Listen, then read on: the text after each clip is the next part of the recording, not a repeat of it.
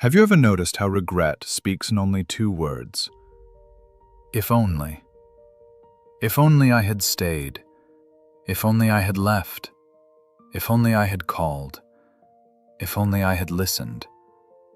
If only I had tried harder. If only I had one more chance. At 60 years old, I've learned that some of the heaviest things we carry aren't in our hands. They're in our memories. A conversation we wish we could take back. A decision we wish we could undo. An opportunity we never took. A relationship that ended badly. A moment that seemed small at the time, but somehow became one of the defining moments of our lives. And the strange thing about regret is that it doesn't care how much time has passed. A memory from 30 years ago can suddenly show up on a quiet Tuesday afternoon as if it happened yesterday. You hear a song. You see an old photograph. You drive past a familiar place. And there it is again. That old chapter. That old wound. That old if only. Maybe you're carrying one right now. Maybe there's something from your past you still think about more often than you'd like to admit. Something you wish you could change. Something you wish you could go back and do differently. If that's you, I want you to know something. You're not alone. And more importantly, you're not the first person to wrestle with regret. The Bible is full of people who carried painful chapters in their stories. People who failed. People who made terrible decisions. People who lost years of their lives. People who looked back and saw things they wished had never happened. But what fascinates me is that God didn't abandon them because of those chapters. And maybe that's the first thing we need to understand today. Your greatest regret may be part of your story, but it was never meant to become your identity.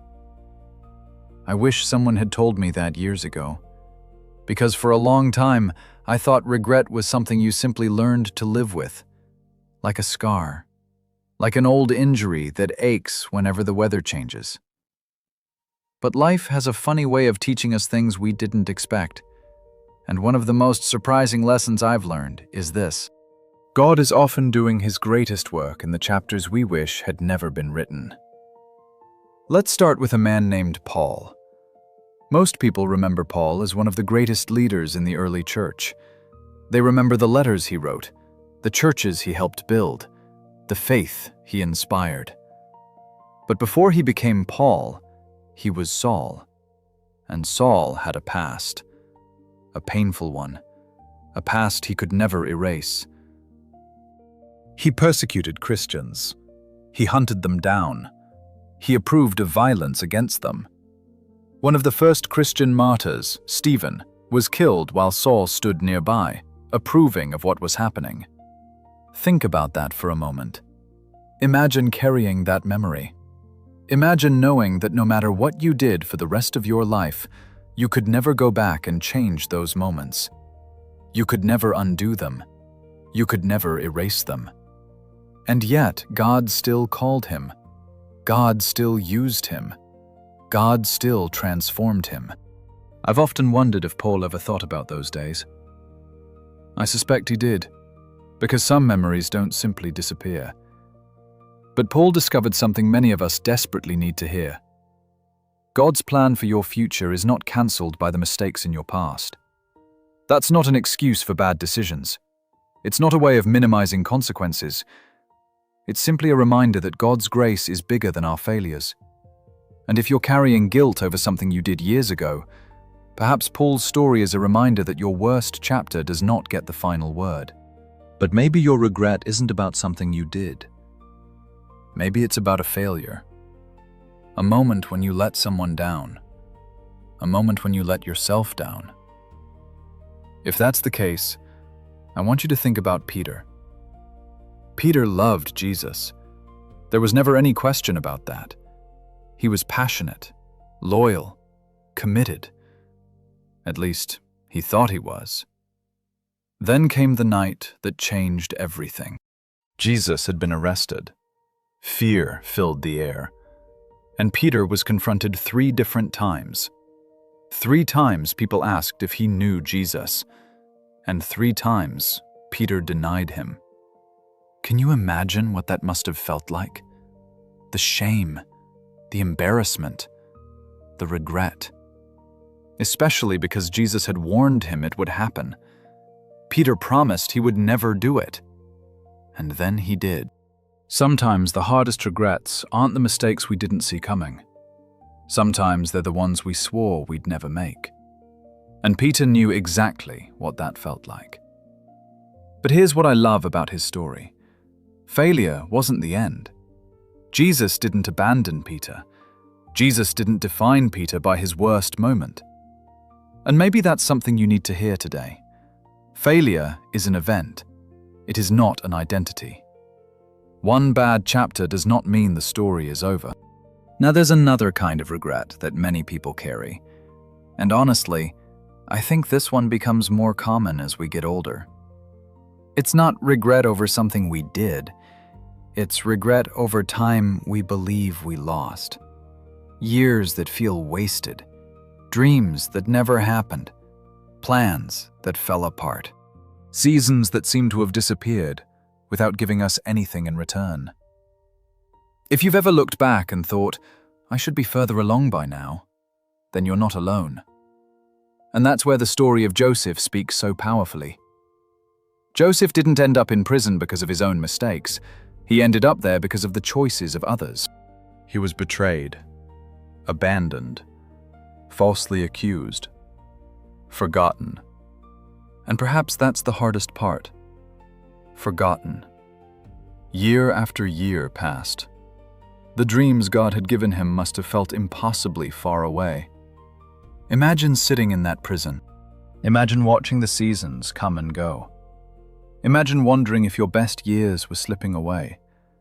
Imagine asking yourself, what happened to the life I thought I was supposed to have? Maybe you've asked that question. Maybe your life didn't turn out the way you expected. Maybe there are years you look back on and wonder if they were wasted. Years spent caring for a sick loved one. Years spent struggling financially. Years spent in a job you never wanted. Years spent surviving when you hoped to be thriving. Joseph understood that feeling. But years later, looking back, he saw something he couldn't see while living through it. God had been working all along, even in the prison, even in the waiting, even in the disappointment. One of the most comforting lessons I've learned is this: not every painful season was a wasted season. Sometimes God is doing important work underground before anything becomes visible above the surface. And maybe that's why regret can be so misleading. Regret looks at the past and says, nothing good came from that. But wisdom asks, what if God was doing something I couldn't see? Now let's talk about a different kind of regret. The kind that comes from knowing you were wrong. The kind that comes from knowing your own choices caused real damage. This is where the story of David becomes so important. David wasn't a victim of circumstances. David made choices. Terrible choices. Choices that hurt people. Choices that brought consequences. And unlike many of us, David couldn't pretend otherwise. He couldn't blame someone else. He couldn't rewrite the story. He couldn't hide from the truth forever. Eventually, he was forced to face it. And when he did, something remarkable happened. He didn't defend himself. He didn't make excuses.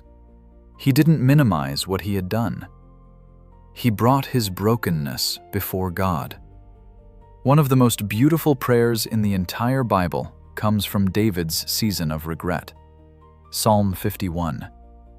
It's not the prayer of a perfect man. It's the prayer of a broken man. And maybe that's why it still resonates thousands of years later. Because every one of us knows what it feels like to need mercy. Every one of us knows what it feels like to wish we could undo something. Every one of us knows what it feels like to need grace. And David discovered something that changed everything. God is not shocked by your failures. He already knows them. He already sees them. and His grace is still available. Now please hear me carefully. Grace doesn't erase consequences. Paul still had a past. Peter still remembered that night. David still lived with consequences. Joseph still carried scars. The Bible never promises that our past disappears, but it does promise something better. God can redeem it. And that's a word we don't use very often anymore. Redeem. But I love that word, because it means taking something broken and bringing purpose out of it, taking something painful and creating something meaningful from it, taking a story that seems ruined and writing something beautiful into the pages that follow. At 60 years old, one thing I've learned is that many people secretly believe God can forgive sins but cannot redeem stories. They believe He can forgive what happened, but they don't believe He can bring anything good from it. So they spend years staring at the same chapter, the same mistake, the same failure, the same regret, over and over again. And that's where regret becomes dangerous. Not because remembering is wrong, but because regret constantly pulls our attention backward. It keeps asking, what if? What if I had stayed? What if I had left? What if I had known then what I know now? What if I could do it over? The problem is that none of those questions can change anything. They can only keep us trapped. Grace asks a different question. Not, what would you do differently? But, what will you do now? And that changes everything. Because God does not meet you in an imaginary version of the past. He meets you right here, today, in this moment, with this life, with this story, with all its scars and imperfections. Maybe that's why the enemy loves regret so much. Regret keeps us staring at a chapter that can no longer be changed. God keeps inviting us to the chapters that haven't been written yet. I think that's one of the most important lessons I've learned in life. You cannot change yesterday. You cannot rewrite it. You cannot erase it. You cannot go back. But you can move forward. And God can move forward with you. That's what happened with Paul. That's what happened with Peter. That's what happened with Joseph. That's what happened with David. Their stories were not defined by their worst chapters. Neither should yours be. And maybe that's what you need to hear today. Maybe you've spent years carrying an if only. If only I had made a different decision. If only I had been a better parent. If only I had stayed. If only I had left. If only I had tried harder. If only I had one more chance. My friend, I understand. Life is my classroom, and I'm still learning. And one thing life has taught me is that regret is a poor place to build a home. Visit it if you must. Learn from it. Grow from it. But don't live there. Because God is not asking you to spend the rest of your life looking backward. He's inviting you to walk forward. You cannot change the chapter behind you, but God can still write the chapters ahead of you. And perhaps the most beautiful part of your story has not happened yet. So the next time regret whispers, if only. I hope you'll remember this. God is not asking if only. He is asking, what now? And that question is filled with hope. I'd love to hear from you. Is there a lesson from your past that ultimately helped shape who you are today? Share it in the comments. Your story may encourage someone who is struggling with regret right now. And whatever you're carrying today, don't carry it alone. Walk with God.